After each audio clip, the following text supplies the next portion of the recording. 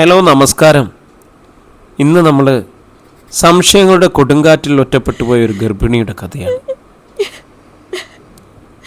സുഭദ്രയുടെ ജീവിതം ഒരു നദി പോലെ ശാന്തമായി ഒഴുകുകയായിരുന്നു. ഭർത്താവ് രവിയോടൊപ്പോൾ അവളുടെ ലോകം സ്നേഹത്താലും സന്തോഷത്താലും നിറഞ്ഞിരുന്നു.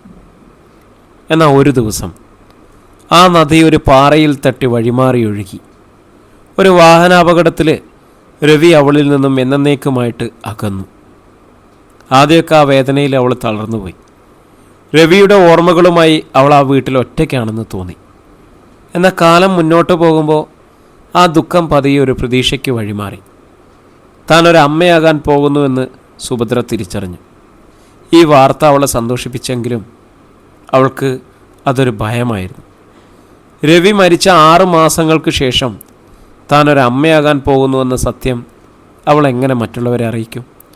സമൂഹം എങ്ങനെ ഇതിനെ കാണും? അവളുടെ മനസ്സ് അസ്വസ്ഥമായിരുന്നു.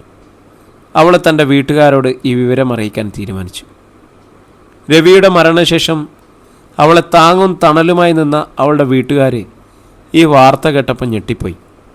എന്നാൽ അവർ അവളോടൊപ്പം നിന്നു. പക്ഷെ രവിയുടെ വീട്ടുകാർക്ക് ഈ വാർത്ത അത്ര എളുപ്പത്തിൽ ഉൾക്കൊള്ളാൻ കഴിഞ്ഞില്ല. അവർ അവളെ സംശയത്തോടെ നോക്കി. രവി പോയിട്ട് 6 മാസമായി.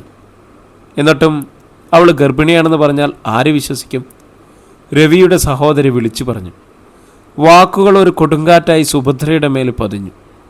രവിയുടെ വീട്ടുകാർ അവളെ ഉപദ്രവിച്ചും ചോദ്യം ചെയ്തും തളർത്തി. അവർ അവളെ വീട്ടിൽ നിന്നും ഇറക്കിവിടാൻ വരെ ശ്രമിച്ചു. സുഭദ്രയുടെ കുടുംബം അവളെ താങ്ങായി നിന്നതുകൊണ്ട് മാത്രം അവൾ തളർന്നു പോകാതെ നിന്നു. ഒരു ഘട്ടത്തിൽ സുഭദ്രയ്ക്ക് സ്വയം ഇല്ലാതാക്കിയാലോ എന്നുവരെ ചിന്തിച്ചു. പക്ഷേ വയറ്റിൽ വളരുന്ന കുഞ്ഞ് അവൾക്കൊരു പ്രതീക്ഷയായിരുന്നു. രവിയുടെ ഒരു അംശം അവളിൽ ജീവിക്കുന്നുണ്ടെന്ന് അവൾ വിശ്വസിച്ചു. രവിയുടെ സ്നേഹത്തിൻ്റെ ഫലമാണ് ആ കുഞ്ഞ്. അവൾ ആ കുഞ്ഞിനെ സംരക്ഷിക്കാൻ തീരുമാനിച്ചു. ദിവസങ്ങൾ കടന്നുപോയി. മാസങ്ങൾ മുന്നോട്ട് നീങ്ങി. വയറു വലുതായപ്പോൾ സമൂഹത്തിൻ്റെ ചോദ്യങ്ങൾ അവളെ പിന്തുടർന്നു. പക്ഷേ അവളതൊന്നും കാര്യമാക്കിയില്ല. കാരണം അവൾക്കൊരു സത്യം മാത്രം അറിയാമായിരുന്നു. ഈ കുഞ്ഞ് രവിയുടേതാണ്. സുഭദ്ര ഒരു കുഞ്ഞിന് ജന്മം നൽകി. രവിയുടെ അതേ കണ്ണുകളും ചിരിയും ആ കുഞ്ഞിനുണ്ടായിരുന്നു. അത് കണ്ടപ്പോൾ രവിയുടെ വീട്ടുകാരുടെ സംശയങ്ങളൊക്കെ പതിയെ പതിയെ മാറി തുടങ്ങി. അവർക്ക് അത്ഭുതമായി, ഒപ്പം ഒരു കുറ്റബോധവും. സുഭദ്രയെ തള്ളിപ്പറഞ്ഞതിൽ അവർക്ക് വിഷമമായി. ഈ കഥയുടെ അവസാനം സുഭദ്രയും കുഞ്ഞും രവിയുടെ വീട്ടിലേക്ക് തിരിച്ചുപോയി. രവിയുടെ അച്ഛനും അമ്മയും അവരെ സ്നേഹത്തോടെ സ്വീകരിച്ചു. അവർക്ക് തെറ്റുകൾ മനസ്സിലാക്കാൻ കഴിഞ്ഞു. ഒരു സ്ത്രീയുടെ ആത്മാഭിമാനം, ധൈര്യം, സ്നേഹം എല്ലാം ഇതിലുണ്ട്.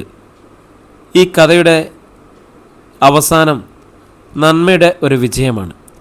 നടക്കാൻ ഒരിക്കലും സാധ്യതയില്ലെങ്കിലും ഇങ്ങനെയൊക്കെ സംഭവിച്ചുകൂടായികയില്ലല്ലോ, അല്ലേ?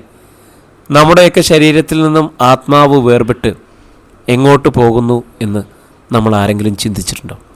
വീണ്ടും ഒരു കഥയുമായിട്ട് നമുക്ക് വീണ്ടും കാണാം.